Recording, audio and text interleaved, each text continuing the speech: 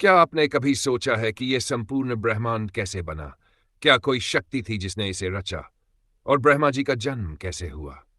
आज हम आपको ब्रह्मांड के जन्म की वह अद्भुत और रहस्यमयी कथा सुनाने वाले हैं, जिसे बहुत कम लोग जानते हैं। हजारों साल पहले, जब कुछ भी अस्तित्व में नहीं था, तब केवल परब्रह्म था, एक शाश्वत अनंत चेतना। न समय था, न दिशा, न प्रकाश, न ध्वनि, केवल एक विराट शून्य। लेकिन फिर इस शून्य के भीतर एक महाकल्पीय स्पंदन हुआ और एक दिव्य ध्वनि गूंजी।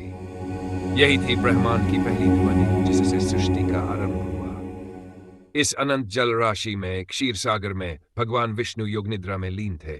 उनके नाभि से धीरे धीरे एक दिव्य स्वर्णिम कमल प्रकट हुआ, जो धीरे धीरे ऊपर उठने लगा। और इसी कमल के भीतर बैठे थे ब्रह्मा जी, 4 मुखों और 4 भुजाओं वाले, तेजस्वी और दिव्य। लेकिन ब्रह्मा जी जब उत्पन्न हुए तो उन्हें कुछ भी ज्ञात नहीं था। वे स्वयं को पहचान नहीं पा रहे थे। उनके मन में प्रश्न उठे, मैं कौन हूं?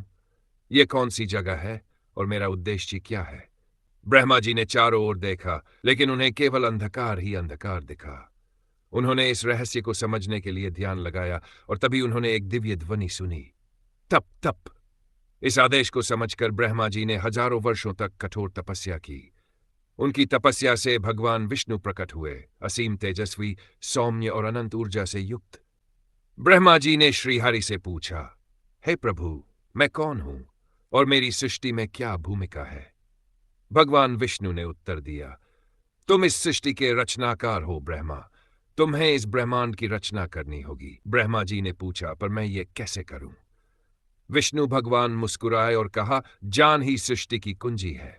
फिर विष्णु जी ने ब्रह्मा जी को 4 वेद प्रदान किए, ऋग्वेद, यजुर्वेद, सामवेद और अथर्ववेद। ब्रह्मा जी ने अपनी दिव्य शक्ति से सर्वब्रह्म तत्व उत्पन्न किया, जो सृष्टि का मूल तत्व था। उन्होंने पंचमहाभूत, पृथ्वी, जल, अग्नि, वायु और आकाश की रचना की। फिर उन्होंने समय, गति, आकाशगंगाएं, तारों और ग्रहों की उत्पत्ति की। ब्रह्मा जी ने लोकों की रचना की, भूलोक, मनुष्यों का लोक पृथ्वी, देवताओं का लोक पाताल लोक, नागों और दैत्यों का निवास ब्रह्मलोक, जहां स्वयं ब्रह्मा जी निवास करते हैं। उन्होंने देवताओं, ऋषियों, गंधर्वों और अनेक जीवों को उत्पन्न किया। लेकिन समस्या यह थी कि ब्रह्मा जी की सृष्टि में कई जीव अहंकारी और अनियंत्रित हो गए। इस असंतुलन को ठीक करने के लिए भगवान विष्णु ने शिव जी को प्रकट होने का संकेत दिया, और तभी प्रलयंकारी रुद्र प्रकट हुए, भगवान महादेव।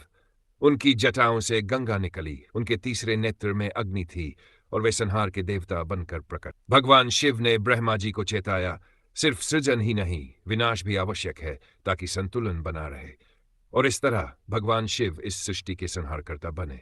एक रहस्य यह भी है कि ब्रह्मा जी की पूजा बहुत कम होती है। इसके पीछे एक कथा है।